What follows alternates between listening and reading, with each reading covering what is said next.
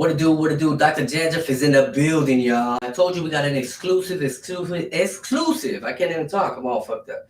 But at the end of the day, we got to get into the intro. Y'all know what time it is. Y'all know how the rhyme could get. Let's get it. Go.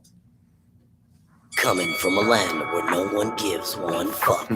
It's the Dr. Dandruff Show with Dr. Dandruff. So ain't nobody praying for me, I'm on your head. So you didn't need no gun to kill nobody. You could have beat your ass up and down the street. You run the signs that you get out.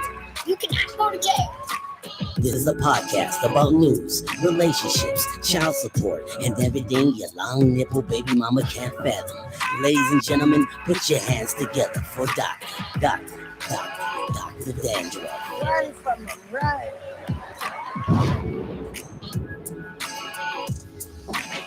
Hey, what to do? Dr. DrDandruff is in the building, y'all. And I told you we got an exclusive, man. It is, Saturday's getting crazy, it's a little rainy. Everybody's waiting for Hillary or Katrina or whatever girl it is. We got a special couple in the building, y'all.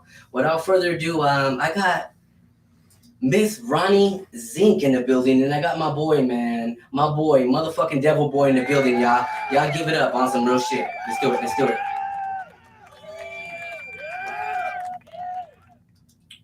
First question.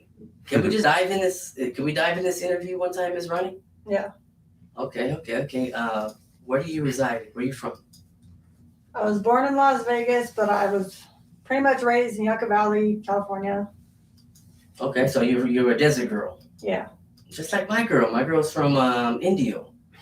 So you're used to the heat and shit, right? Yeah.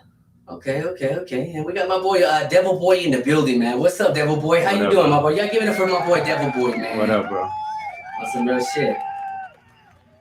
So what's good with you, Devil Boy? I mean, since last time we talked, I know we met on bad terms, right? Like as far as bad decisions, I should say, on the things we did. I met my boy incarcerated, and what's been going good since you've been out? Everything, bro. Everything's been going good. Got my girl right here to have my back. Shit, we've been doing good things, bro. That's what's up. That's good. That's a beautiful thing. You know what I'm saying? Like, cause I know it's hard to find somebody, Mm-hmm. And you just giving me the opportunity to just as far as interview you guys are just it's awesome. Yeah, we appreciate you having us out here too, bro, to get your story out and shit, because it ain't easy out there right now. A lot of people going through this shit, No, I hear you on that. There's a lot of, it's about perseverance. Mm-hmm. Ladies and gentlemen, this episode is exclusive. If y'all catching it live, it's a beautiful thing on some real shit, but we're going to get into it one person at a time, one individual at a time. And this is about perseverance and how you, it's not about how you fall, it's how you get up. That's pretty right. much. This is what it's about. So without further ado, we're going to ask Ms. Ronnie Zink some questions and, and let's hear her life story on some real shit. Because she has something interesting out. This is about addiction, and I really want to hear this, and I'm pretty sure my fans want to dive into this as well. So if y'all come in live, please like, share, subscribe, and let's get this going on some real stuff. Without further ado, Ms. Ronnie Zink, let's get it going. Ready? Right. Yeah. Okay. So when did it all start? As far as how was your upcoming? How were you raised? I was raised around drugs all my life. My brothers, my sisters, my mom, my dad. So it was just around. Okay, how many brothers, how many sisters do you have? Well, I have one blood brother who passed away. He never did drugs. I have one blood sister, and then my mom took in a lot of street kids. Okay. Oh, you said street kids. Yeah. Okay, like almost like a street. All the kids that were just on the streets, she took them all in. Yeah, and that's the stuff. So you did have a loving mom. Your mom was addicted to what? Meth. Oh, to meth. Okay. Well, it's a big crisis. A lot of people are on that. And then your brothers, you said? How many brothers do you have? I'm one blood brother, but I consider a few street brothers like my real brothers. Okay. And this is all going up in Yucca Valley? Yeah. Okay. At what age did you start realizing, whether it's dysfunctional or whether it was just because I'm pretty sure it was just normal to you. You seen this shit every day. But what I'm trying to say is just what was the first pivotal moment where you seen, like, hey, like, we're getting high, everybody's getting high, like, you know what I'm saying? Like, I mean, can you explain a little bit about that? I don't think I ever came to a point where I was like, oh, they're getting high, because at a young age, my mom was kind of very open about it. If we walked in the room and they were smoking, she would just tell us to hold our breath. It was just, I don't know, it wasn't anything that we weren't aware of, kind of. Okay, so your household was kind of like loose. Yeah. Okay. I mean, do you remember the first time, like, what you tried, or like whether it was alcohol or anything? I mean, alcohol. And what were you drinking at that? And what age were you? It was always hard liquor, vodka, stuff like that. I never liked beer. Okay. Well, how come you didn't like beer? Shit, I fucking love beer, y'all. Because I don't drink because I don't constantly drink. I drink because I'm thirsty. I'm drinking to get drunk. So. Okay, so you just said fuck it. The hard liquor was cool. Did you have to sneak it by any chance? Me and my friend, we would just tell them that we were going somewhere else, and we would just go go drink, go party, go wherever we were going. And what age is this? 14, 15. Oh, so you're already in high school when this was going down. Yeah. I mean, well, 8th grade, I think. 8th grade, so like 13, 14, around that almost? Yeah. And did you try like smoking weed first, or it was just alcohol first? Alcohol first, and then weed like a little bit after. Okay. And what was your go-to? Like, was it drinking first? How it all like came into fruition? It really wasn't a go-to. It was just to go have fun, I guess. Okay. I mean, did you have to sneak out of your house or anything just to, like to try to get drunk or something? No, my mom always let us go to our friends and stuff, but she wouldn't know we were out drinking and partying. Did you ever get caught? No. Oh, she was that good, ladies and gentlemen. Like, I never got caught. I was cool with it. So you didn't have to like sneak out of your window and all that shit just to go get party with your friends? No, I mean, even if we came home at 3, 4 in the morning, my mom didn't care as long as we were home. And your father? He lives in Colorado. Okay, and when did this happen? I don't know. Ever since I was a baby, they weren't together really. Okay, so you hardly know your dad, you could say. I know him, but we're just distant, kind of. Okay, I mean, he wasn't trying to like look out or try to help out as far as financially or just giving you some emotionally, support. When I was younger, I was very mean to my dad. I don't even know why I was, but I was very I would text him like that Eminem song when I was younger. But like, oh, by the way, when you see my dad, tell him I slit his throat. One of these dreams I had. Oh wow! Oh, so you actually had a dream. Do you remember like what age you had a dream that you were gonna slit your dad's throat? No, that was an Eminem song. So I would just send him the lyrics. She's like, I'm sorry, Daddy. But I got over it all with him. Right. I mean, yeah, that's probably later on down in life, right? Yeah. Okay. So you're 13, 14, transitioning into high school and, could you say you're hanging with the wrong crowd? Yeah, one of my best friends, yeah. Okay. We don't have to say who it is, but we're going to shout her out anyways, you know what I'm saying? Because she actually influenced, the spark that while we're doing this, right? Yeah. Okay. So you're hanging with your best friend or one of your best friends and what goes down? Like, what was it just about partying? You got backyard parties or is it just about being young and just being like, experience, experiencing shit? Is that what it was pretty much? I don't know. Maybe in the beginning it was, but then she was already, she's already started meth before that. So like she kind of just knew what she was doing, Mm-hmm. And I was just going to drink. Okay. Oh, so she was pretty much she was, like into harder stuff than alcohol and just weed. Yeah. She must have been a little bit older, or was she the same age? Same age. Oh wow. And what happened? Do you remember the day where she said, "Hey, like take a hit," or? Yes, I do. All right, let's go back to that day. We were walking down to the store. Well, I sold ecstasy at the time. I think I was 15. I sold ecstasy at the time, and I was doing that as well. So we walked down to the store. I forgot why, but I'm the one with the money, and she knew the house we were already at. She knew the dealer was already there, and she's already done meth, so she's in there fiending. So the whole walk back from the store, she's like, "Oh, have you ever thought about trying it? Have you ever thought about trying it?" I was like, "Well, no. Like, how's it make you feel?" And she kept explaining to me it was like your body high, like the ecstasy, you're gonna feel like your body's tingling, everything like that. So I was like, all right, well, fuck it, here's $10. She gets a sack. The people of the house don't even know it was for us. We lied, said it was for another friend. And then we went in the bathroom and did lines. I ate and slept that night. I told her like I didn't feel nothing because it's a head high. It's not even really Right. the body high. And so that next day she told the dealer like, hey, Ronnie didn't feel anything, so we got to do it again. Right. So she was like, hey, you were like, hey. Oh, she said that, but you didn't actually say that? Well, I told her like I didn't feel it, like, because I was expecting like ecstasy. I wasn't expecting like you don't feel your body tingling, you don't feel the, you know. Right. So I told her I didn't feel nothing. I ate and slept, and then so we did it again the next day. And what happened the next day? I don't remember. I remember she pulled out. She left in the middle of the night when she pulled back up with the dealer, and we did it again. And then from there, we kept going, I guess. Damn. I mean, so you think down the line you would like, and this was just ecstasy? Well, I was selling ecstasy, but when the dealer, he was the one with the dope. So it was the meth. That's why I was like, you guys are breaking up ecstasy pills? No, we snorted the Oh, okay. meth. Oh, you were selling the ecstasy, Yeah. and then using the money to get some dope, which is methamphetamines, right? Yeah. Okay. So that's what's up. And do you remember the first time you ever got high? Like where you're like, I'm lit. This is where it's at. Not really. The very first time I got high, I ate and slept. So I don't know. And the very next day, you were just like, fuck it, we gotta do it again. Fuck it, you know what I'm saying? And you guys did it. And did you feel the same? Did you sleep or did you eat? I don't remember. Oh, you never. And so, how long is this? I mean, how long was it going on? Like, you know, like were you still selling ecstasy, or did you transition eventually to be like, you know what, hey, fuck it, let's start buying dope? I think I stopped selling ecstasy around that time. But everywhere we went, we were able to get dope for free wherever we went because it was all her little people. So that's that same circle pretty much. Yeah. And you guys are females, so it's like it's easy money. Yeah, for the longest time too, we used to have someone hold the dope pipe for us while we hit it too. Like, oh wait, I don't know. Can you light it for us? Can you light it? That's how you know there's a beginner or somebody that just really don't want it. I mean, what do I know?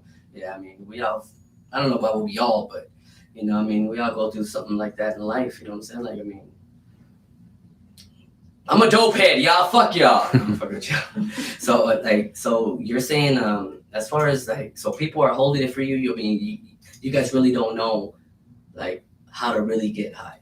So when do you, like, so you started it at about 14. When do you become like, you know, hey, I know my shit now. I know what the fuck to do. Ain't nobody gotta hold my pipe for me. I got my own shit.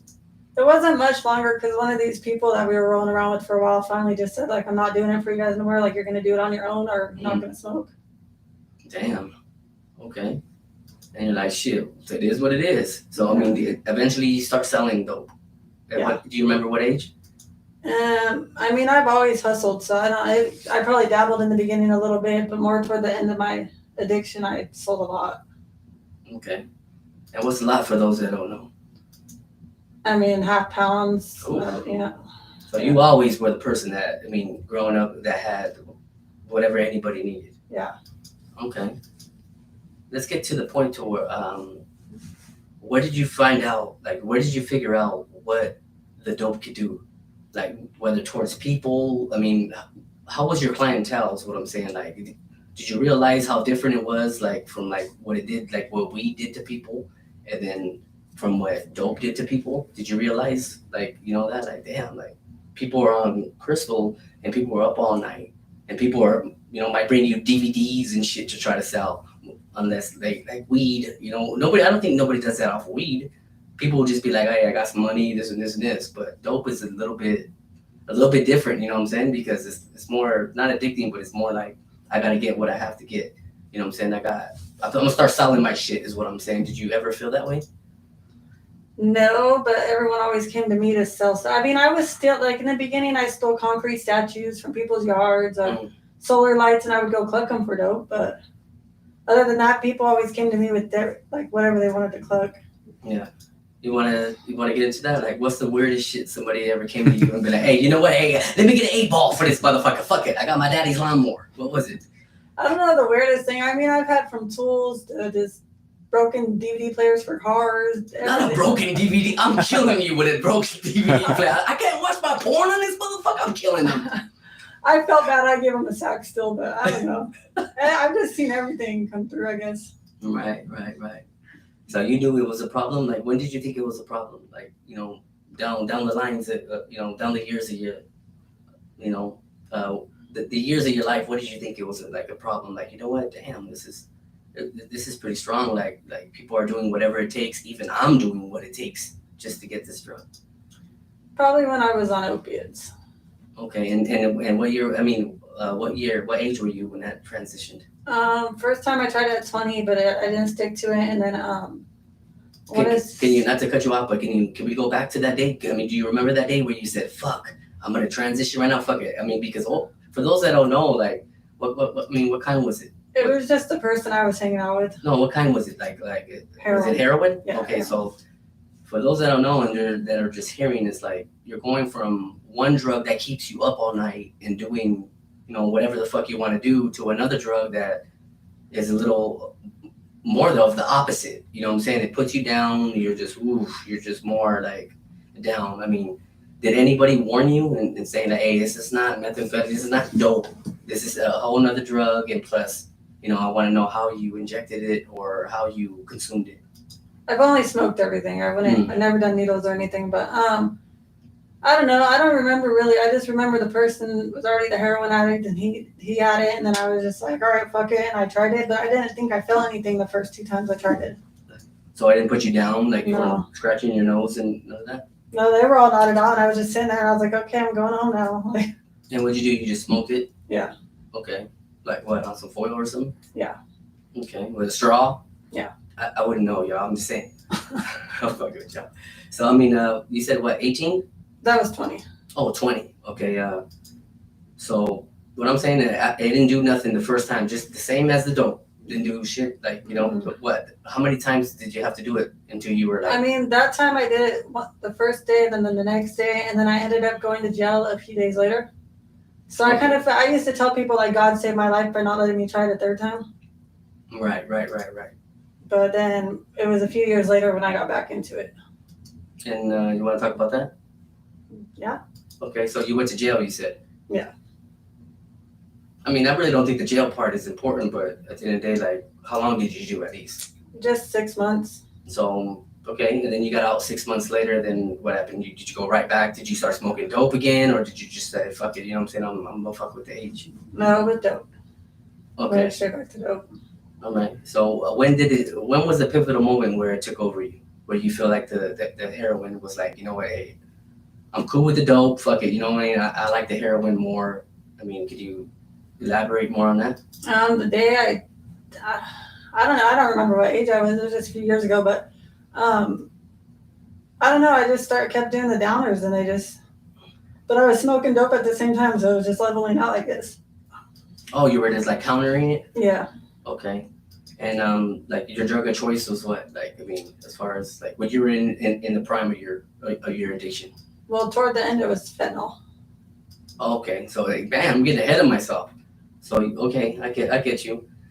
I mean, so you get out of jail, you still smoking dope, you still smoking H, and now you realize, okay, I'm balancing out this and this and this. When does the H take over? Like where you're like, you know what, it's not doing nothing for me no more. I need to go with something stronger, which is, the fentanyl, which, is taking a lot of people out, which is very, very dangerous and very, very scary. I mean, people can't even smoke dope no more. They can't even buy from new fucking drug dealers because they don't know what's in the dope, because one hit can take your life. Were you ever afraid of anything like that? I've overdosed twice. Oh man, you want to elaborate on the first time you did?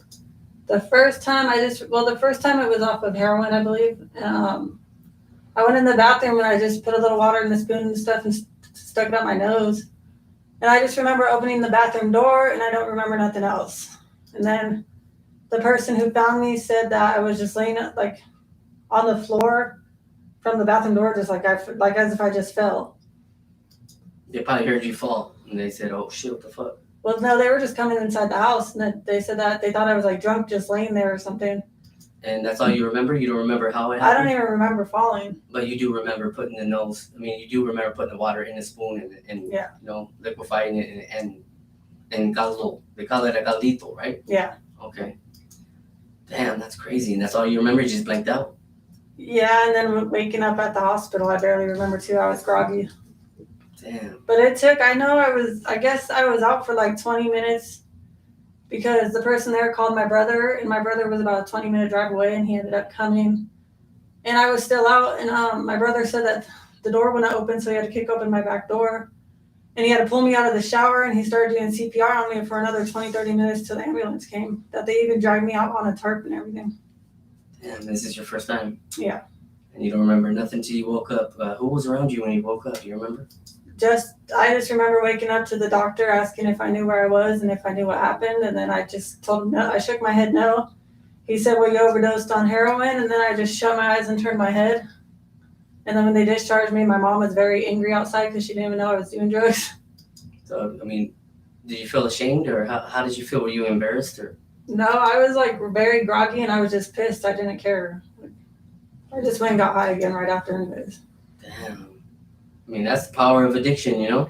Like, you wouldn't even know, like, damn, this thing almost took your life, and you're like, well, fuck it. Why do you think you feel that way? Or you have to numb yourself with substances, you know? I mean, because, like I say, the same thing. I mean, we all do it. We all do it. We all have this. What do you think that comes from? Is it the lack of, or is it the, can you, express yourself a little bit of why do you think you feel like we need, because I could put myself in that situation as well. I'm still an addict at the end of the day. Might not be on drugs, might not be on this. Everybody has an addiction to something. But in this case, it's your story. Why do you feel you needed, a little bit of a substance to make you feel a little bit better? At the time, I didn't feel like I was doing it to feel better. Mm-hmm. I was just getting high. But after rehab and everything, I feel like more it was because of my traumatic experiences throughout life and stuff like that, just growing up, everything I've seen and witnessed. Right. And then just mental health issues too, I guess, depression, all that. Damn. I know we got a little bit ahead of, of what that is, but as far as trauma, we could talk about it if you want, but at the end of the day, it's like, what's so traumatic to you where you felt like, damn, it is what it is. This is me. This is how I feel. Did you realize that now that you're a little bit older? I don't know. To me, still to this day, I don't really feel like it was all trauma. It was just normal. It was just your environment. Yeah. It became a product of your environment, pretty much. Yeah. Okay. So you overdosed once. Twice. No, you overdosed once is where we're at. Yeah. You get out of the hospital, and what happens? You said you went back to smoking dope, or you're like, fuck it, I'm gonna stay away from the heroin for a little bit. What ended up happening there? Honestly, kind of don't really remember. I was groggy for the next few days. Okay.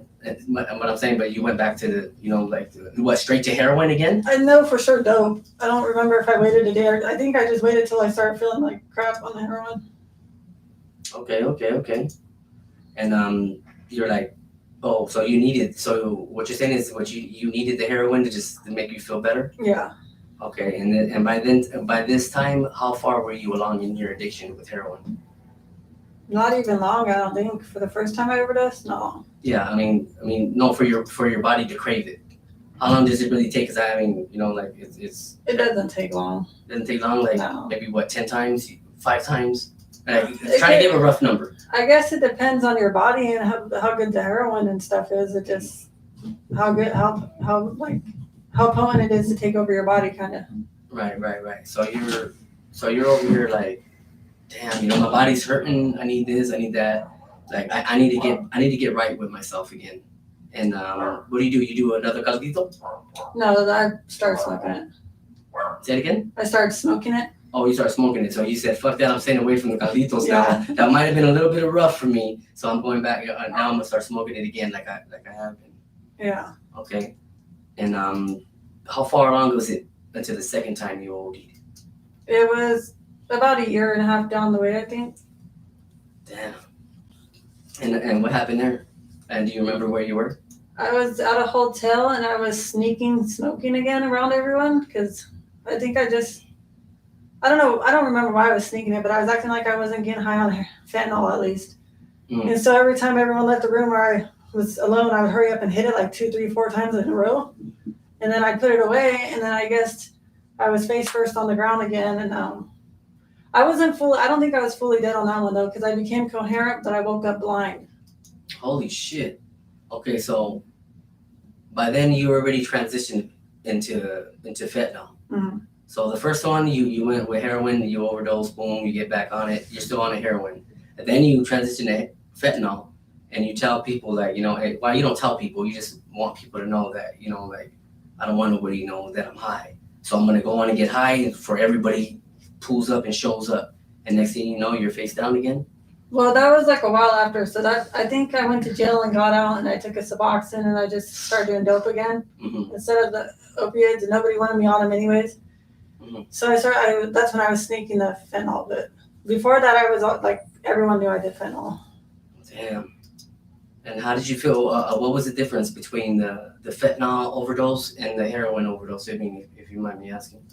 The fentanyl one's the one where I woke up blind. I had to be Narcan to get my vision back. So you were up like, I can't see shit. It was white. Everything was white. Oh, it wasn't dark. It was white. Yeah, everything was white. Damn. And when did you start seeing? You know, when did you start having vision again? Were you in the hospital? Like, No, I didn't go to the hospital for the second one. I was Narcan, and then I went into intensive withdrawals being Narcan. So I started like projecting, vomiting, and everything like that, like all crazy, and I couldn't stop. Even if I tried that, I had to take another hit of fentanyl to stop the withdrawals. Damn. And who saved your life this time? Was it paramedics? The second time? Yes. No, there was time. no doctors there. Nobody. So you were just there like dying, and you just overcame it. Then you came out of it. There was 2 people there, but I guess they found me face first on the floor. They said it sounded like a jackhammer was going off in the room or something. But I was out. I don't remember. I just woke up on the bed, and I just woke up like I couldn't stop crying for some reason. I don't even know why I was crying. I just couldn't stop crying or breathing and everything. And then everything was white. And I kept saying I couldn't see. And then one of them turned my head and was like, "What do you see?" And I said, "Nothing." And they're like, "You don't see the sun in your fucking eyes?" And who was that?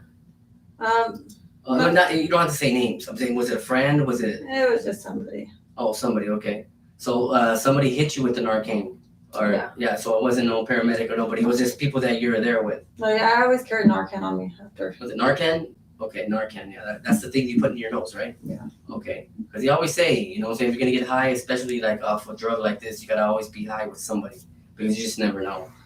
Yeah, I've seen people run out on overdoses. Like grown people just run past their friends or their homies and just leave them there. That's fucking crazy, man. I couldn't even imagine that shit. So this is, when did you start seeing vision again? Like you could, no, I cut you off. They said, look to the side. They said, what do you see? You don't see the light? Is that what that person said? Yeah, they said, you don't see the sun in your eyes? And I said, no, I don't see anything. Oh, you had your eyes open and you were looking, oh, okay, I get it. So it was actually the sun was on you and you couldn't see shit. Uh-huh. And how long did this last? Just till I was Narcan, then my vision slowly started coming back. Damn. So you go through 2 overdoses. Which one was worse, the first or the second? I mean, even though they're both bad, but I'm saying, like, did you feel any different from the first one compared to the second one? The first one was probably worse because I was actually dead for a minute. Oh shit! And it's crazy because you don't remember shit. Just waking up, like, what the fuck happened? Yeah. And the second one was what? You were just like, I'm up, but I can't see shit. Yeah, well, like after that, I finally came to. I guess I don't know. I couldn't see. Damn, that's crazy. So this goes down the line. Do you go to jail again after the second time? The second OD? Yeah. Because I was actually in drug court when I had my second overdose.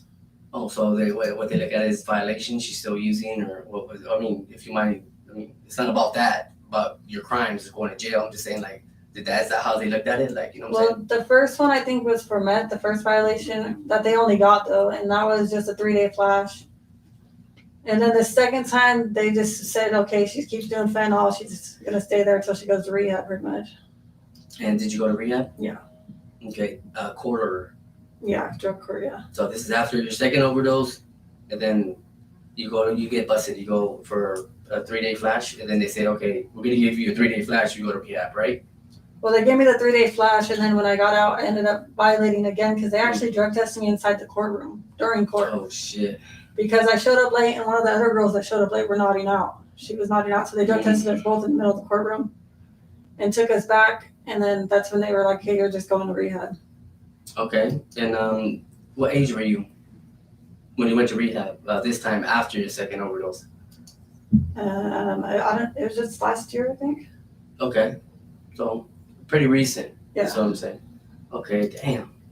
And it's like, right now, I mean, we don't want you to overdose 3 times. When was it like what do you feel changed your life to where you're like, like, I can't keep doing this shit no more? Like, was it a sign? Was it prayer? Was it just got tired of giving your life to the system? I mean, what can you elaborate a little bit more? Because you're doing real good now. And it's like, I can see your skin looks great. You're pregnant, but we're gonna get to that in a little bit. Like, what do you feel changed? Like, I don't know. After I went through the withdrawals in jail, I guess after a while me sitting there, at first I was like, fuck it, if I get out, I'm just gonna get high again. Then I was like, why do that? Just fuck it, stay sober since I'm gonna have to anyways, Right. And then when he got out of prison too, that was just another motivation to stay sober too. Okay, that's perfect. That's something that we are gonna get into, and I got my boy Devil Boy in the building. You know what I'm saying? Like, hey, you just got out, right? Yeah, last year, March 7th. March 7th last year, and this is where I know my boy from. You know what I'm saying? And it's like, you got a nice support system, and it sounds like she has a really nice support system. So you're getting out of jail, right? Yeah. How did you guys meet? How did we first meet? Yeah. Before we get to you just getting out of jail. Yeah. Oh, we first met at my homeboy John Campos' party. Shout out John. Shout out John on some real shit. And his brothers and everybody. We met at his house. Actually, we were drinking. I was getting high at the time. Mm-hmm. I think we both were getting high at the time. And we were playing beer pong. I don't even know, honestly. It was just like quick little fucking let me get your Facebook bullshit, like, and it happened like that. And so here we are, So you guys met through addiction? Yeah, we were drinking and shit at the time. So I mean, I was addicted to alcohol and meth and shit. So yeah, we met through addiction, kind of. Okay. And you guys are partying, right? Yeah. Okay. And how many years do you guys know each other? Like, when was this? Is what I'm saying. 5 years. 5 years now. 2018, we met. Okay, so you do remember the time she has overdosed, or at least was... I know what I was in prison when all this happened, and so I know, like, she told me twice that she had overdosed and shit during the time and after, because some of the times I would call, I couldn't get a hold of her for 2 or 3 days. So I'm like, fuck, what's going on? She's in jail. But at the time, I didn't know that she was using fentanyl and shit like that. So, Damn, that's pretty rough right there. Did you hide it from him? I wasn't open about it to him. I knew he would be mad. Yeah, because he wasn't using the fentanyl, right? Well, he just didn't like opiates, period. Yeah, we won't get into that. I just had to ask that one time. So you find out, when did you find out? Like, she's on something a little more stronger than what we... Honestly, it was like more towards the end, really. Like, I think like more towards the end of my sentence, which was like 2021, mid 2021, I think. And she just kept going back to jail. So I'm like, something's not right, Right. But first, like, too, I want to say that I am proud of you. You're doing really good, and I love you. I love you too. You're doing really good, and I'm really proud of her, man. She's shown a lot. Her mom too is, she's a little in there, but she's cool. Lita, I know you're watching. But she's always been there no matter what too. So her mom, and so I thank her for that too. Even though we didn't really get along at first, we didn't see eye to eye, and sometimes we still kind of go at it, but it's not as bad. We're working on it, So it takes a village, you know what I'm saying? Yeah.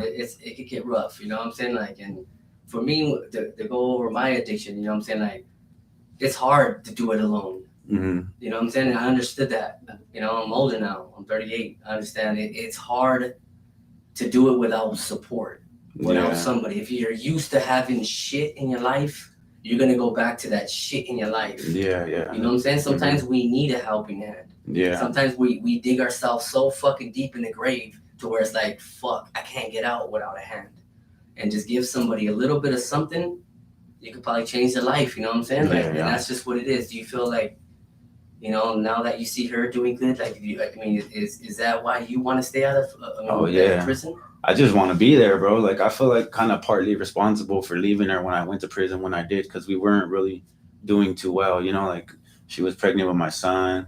I was still running around getting high, fucking drinking, doing whatever I wanted to. And I ended up going to jail and leaving her out there, and after she had the baby and all that stuff, it just started up and continued and shit. So I kind of feel partly bad for leaving her out there by herself, trying to handle bills, take care of the kids, take care of me and whatever else she was doing, So I felt kind of partly responsible for for having her go through all that pressure by herself, you know? Right.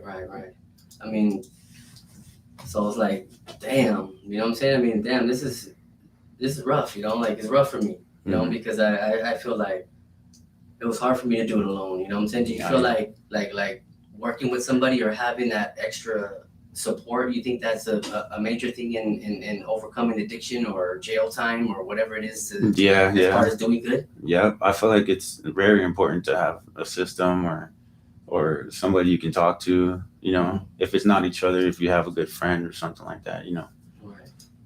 That's what's up. I mean, so Mr. Devil Boy, where are you from, my boy? I'm from Pomona. Pomona, California, in the building, y'all.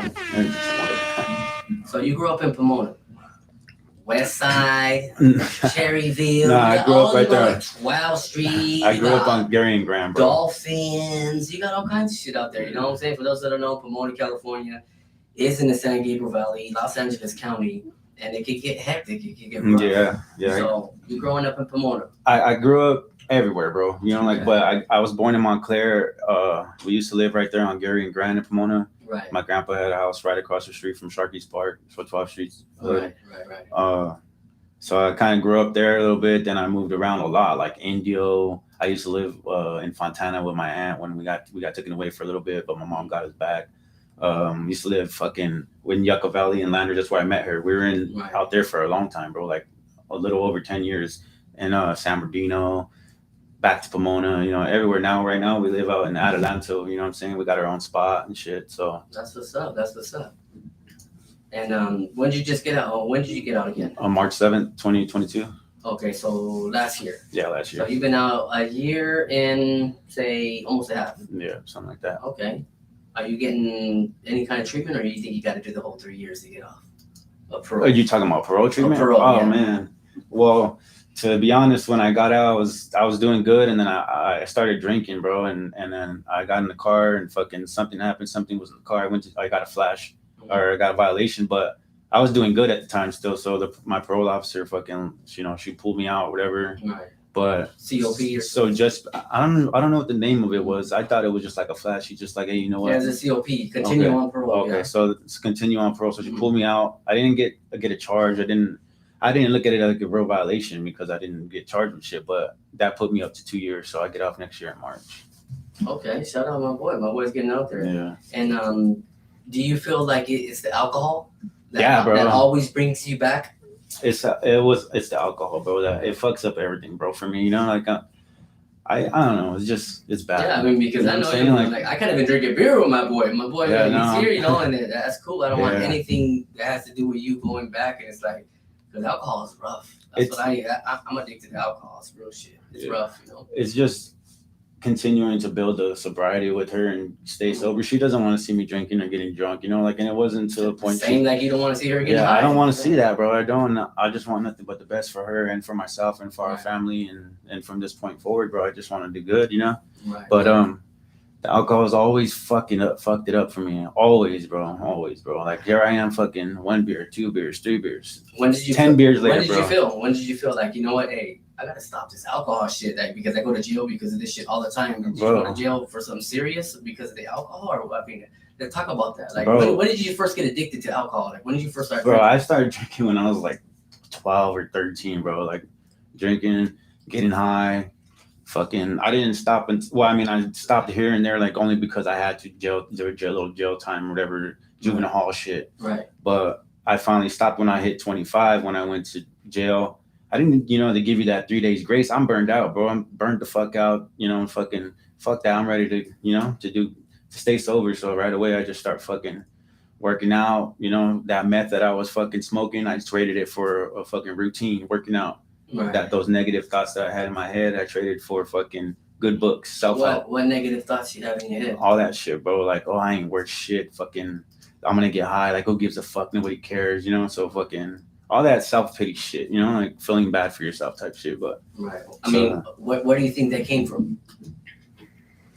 I don't know, bro. Just, it's always been there. So I can't You never questioned it? I can't pinpoint a time. Yeah, it's always been there. Just think about it. What do you think it feels like I ain't never good enough to do shit? What do you think that comes from? I haven't found it, bro. I really don't. I can't pinpoint a time and place where it happened or where I felt like that. Just I've always felt like that, so it's always been normal to me too. You know what I'm saying? And I'm sorry to hear that, my boy. You know what I'm saying? I mean, we're all capable of, you know, doing whatever the fuck we want to do. Yeah. You know, but if you're constantly hearing this or constantly being around negative, it's like, how the fuck do we do good? You know what I'm saying? Yeah. So it's good to have your support system right here. You know what I'm saying? Is what I'm saying. It's rough. So what do you got going next, my boy? I mean, I hear you do a lot of music too, right? Well, I do some. I haven't did it in a minute, but you didn't get that beat, bro. So we can't do it. No, but yeah, bro. I did some music and stuff. And when I got out, my uncle Marcus, he hit me up, or we met up in Rialto, and we did a song. It's called "What's the Move." It's on YouTube. We got the other music video tonight. It's on YouTube. It's on YouTube. Yeah, Maybe Devil Boy and Mac B.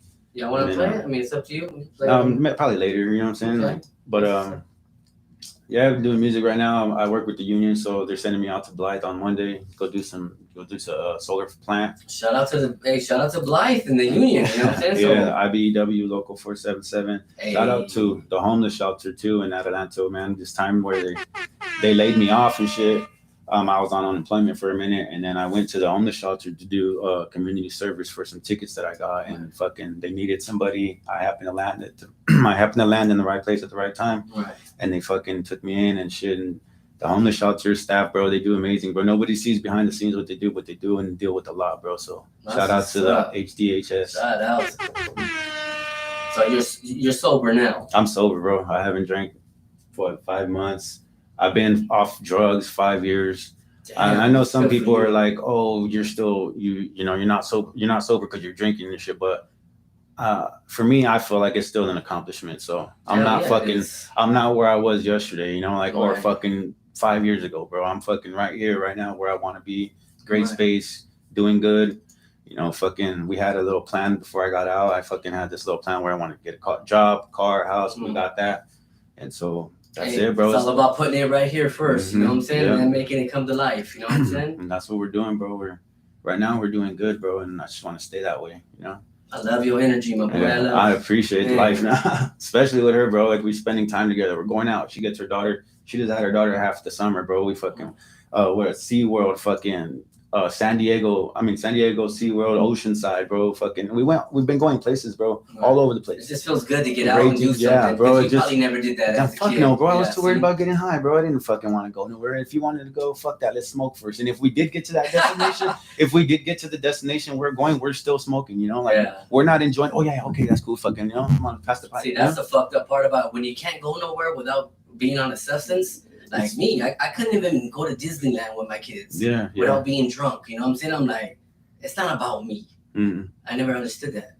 It's about them. Like, you know what I'm saying? It's their time. But me, I can't drink in this motherfucker. You know, I'm pissed. Like, that's when I knew I had a problem. But at the end of the day, it's like, you knew you had a problem at what age? Like, when you knew it was like, fuck this shit. I'm fucking tired of this shit.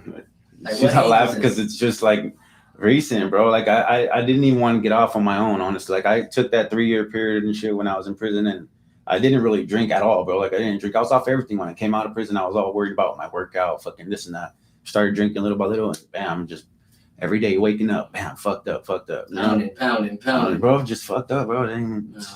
It's a lot of people don't know. They don't know the power of alcohol. Yeah. Once you overcome it, once you overcome it, you start seeing you shit. will know your balance.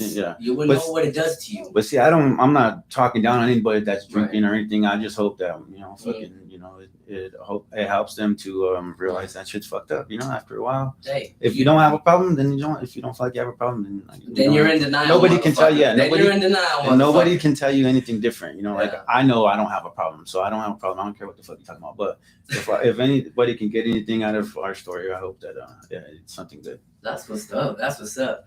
Ladies and gentlemen, we're getting into our first segment of the DrDandruff Show, y'all. You already know what time it is. This is the murder on this date. Let's get it. Is it midnight already? I hope it ain't, but we're gonna get it in, y'all. Let's go.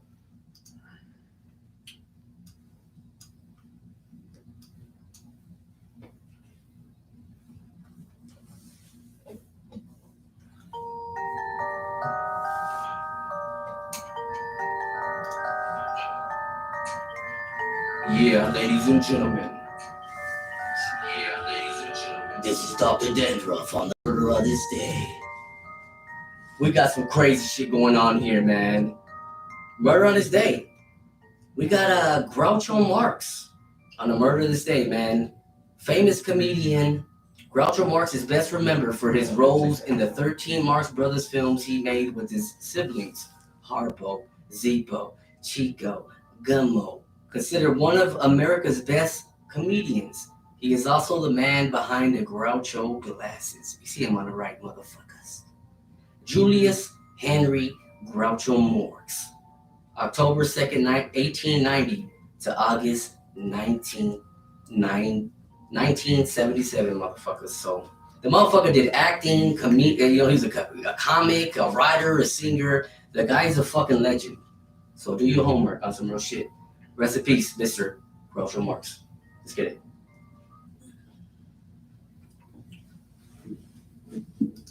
All right, now that we got that out the way, my bad. You know what I'm saying? For those that don't know Groucho, do your research, motherfucker. On some real shit. So back to my boy. Let's get it.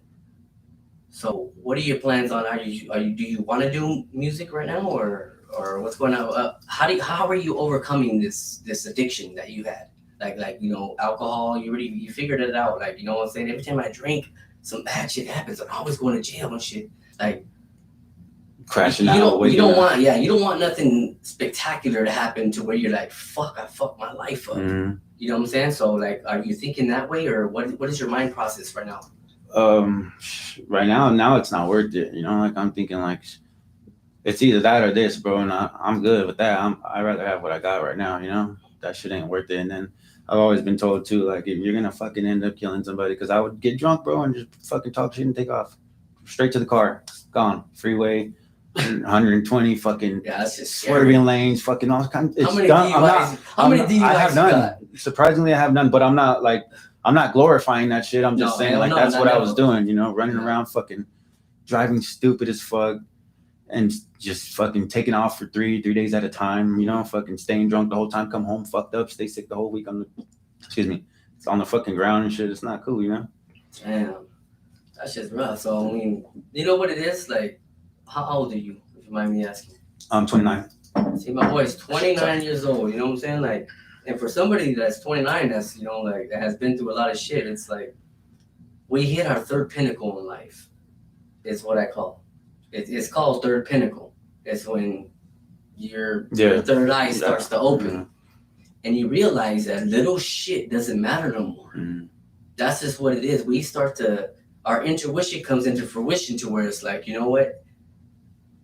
I'd rather not, mm-hmm. because we get wiser and we start to know. So it's a beautiful thing to see your transition as far as you being with Ms. Ronnie right here. It's like, you guys are just getting older right now. Mm-hmm. You guys are getting wiser right now is what I'm saying. And with your head on your shoulders is what I'm saying from what I see. You know what I'm saying? Like, it's a beautiful thing to see because a lot of people don't understand that. They ignore the fact. Their mind don't process the fact that their body is going through this third pinnacle in life, a transition to where they're supposed to embrace.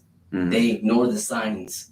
There's signs everywhere, my boy. Yeah. And remember that. On some real shit. And you're doing a great job, just like Ms. Ronnie is doing a great job doing it.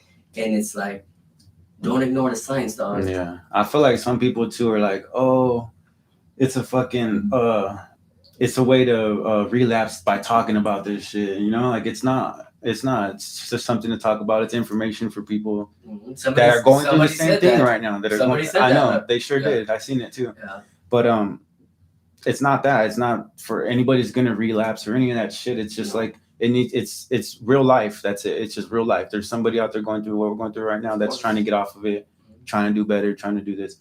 So it's just probably better for them to hear people who have been through it and overcame it, and you know, maybe we said something that they can use that would help them or something, you know, maybe, you know what I'm saying, or maybe it just made them think about it a little bit more. I don't know, but this ain't nothing for nobody to relapse on shit. So I don't think so. It's how you take it, motherfuckers, in the comments. So who gives a fuck? Yeah. You know? Yeah, I don't really think it's that, bro. It's a story, bro. We hear it every day, everywhere. They show videos of people who've been through this when you're during your recovery as well. So of course, it's like, you know, but Do you ever? This question is for both of you guys. I'm gonna start with Devil Boy first. Do you ever self-sabotage yourself? Yeah, hell yeah. Yeah. Like Yeah. I mean, like what do you say to yourself? I already know shit when I'm not supposed to do shit. I do it anyways. Well, I did do it anyways. Does it help? But no, it doesn't help, bro. It's just bringing me down and from where I'm at. And if she has any respect for me, it's just dropping it lower, you know, because that's it's just going back to old shit, you know. Right. Ms. Z, I mean, do you ever sabotage yourself? I don't know about recently. I mean, I used to have an appetite for destruction. I did, but I don't know about anything recently, really. Okay, so you never just been like, man, fuck, I'm fucking up, man. You ain't shit. You fucking stupid motherfucker. Like you never did that to yourself? Like said that to yourself? I would clown about it. Like, oh, here I go again, Ronnie shit show. Like, it just would be a joke to me. Out loud or to yourself? Oh, I would do it out loud. Oh, okay. So you're like hysterical, like more like being sarcastic, like. Yeah. Okay. Was yours the same? Yeah, pretty much. Like, me, I'm more of a self-sabotager to myself. Like, man, you said you weren't gonna do this. You fucking piece of shit. You ain't shit. Look at you. Yeah, your word ain't nothing. And this is what you're supposed to be all about. And that took a toll on me. That's why I was crazy to hear from somebody else. I never asked nobody that question. You know, so let's talk about some good shit. I see the button, the button in the oven. What's going on here? What's going on here, Missy? I mean, talk your shit. Like, I see you prego. How many months along are you? 5 months. 5 months. Okay, that's what's up. Yeah. Hey, how's that feel? Feels good. Yeah. Yeah. Got any plans?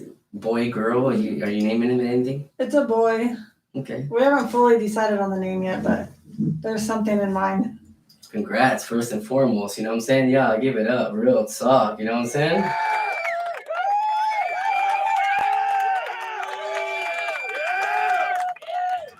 So you said a boy, right? Yeah. Okay. My boy, Devil Boy, you ain't want to name it nothing? Yeah, we got names, but we're not sure yet. We're just.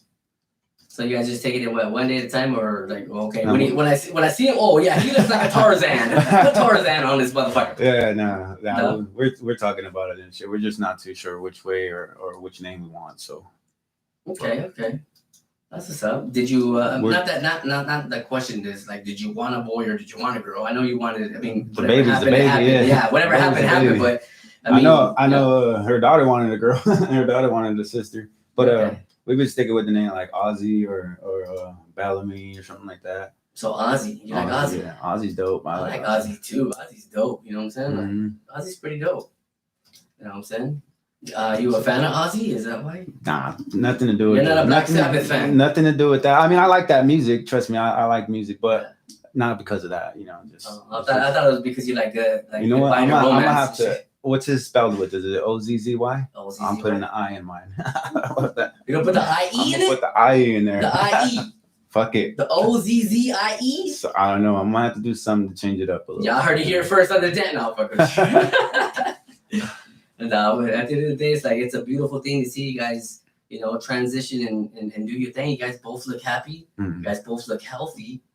You know what I'm saying? Any last words you want to say, Miss Ronnie Z, before we do happen to get out of here? Like, I know you got Vegas right here, and I know you guys want to go explore just a little bit. You know what I'm saying? They say it's good to walk. My pro when you're pregnant, bro. You know what I'm saying? You just dropped the location. It's Vegas here every time. I'm going to jail. My parole officer. Yeah. How you doing? Hey, tell them what's up. How you doing? How you doing on Zoom? Shit. Every day's Vegas here in my room, baby. Is what I'm saying. So, any last words you want to say before we get out of here? I guess for people to have the best version of their life, they'll have to say goodbye to a lot of their past. And that's just the way it is. Damn, you said that perfect because that's the Ozzy Osbourne song. That's Goodbye to Romance. Goodbye to Friends. Yes. I swear to God, I'm gonna play it. I'm gonna play it after we're done. You know what I'm saying? Goodbye to Romance. Goodbye to Friends. Real talk. So, my boy, any last words you want to say before you go to Canada? Right now, any last words? Real talk. Yeah, just like I said, I'm proud of mine for doing good. Thank you very much for having us on here, and shout out to everybody that's going through and overcoming this shit. You know, like you can do it. Keep your heads up and stay positive. Shout out to my brothers, my sisters, my mama. Shout out to John Campos, his family, the staff at the homeless shelter, and shout out to the DrDandruff podcast. Oh, I get a little love too? All the time, baby. That's what's up, my boy in the building. Before we get up out of here, y'all, this is what we're going to do. Hey, Ms. Ronnie Z has said it. We're going to interact and we're going to play this on the way out, man. This is for Baby Ozzy. Goodbye to romance, baby. Let's do it. It's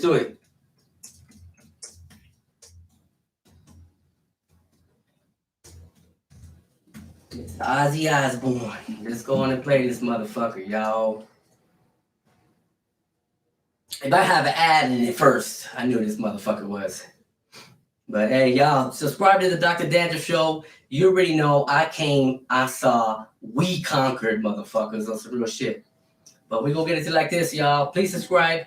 Please follow my boy, Devil Boy, man. He's in the building with his beautiful fiance right here. Ms.Ronnie Z is in the building on some real shit. They got a button in the oven. And his name might be Baby Ozzy, y'all. So we're going to get it in on some real shit, y'all. Let's go. On some real shit. Goodbye to romance. Let's go. We out of here, y'all. DrDandruff.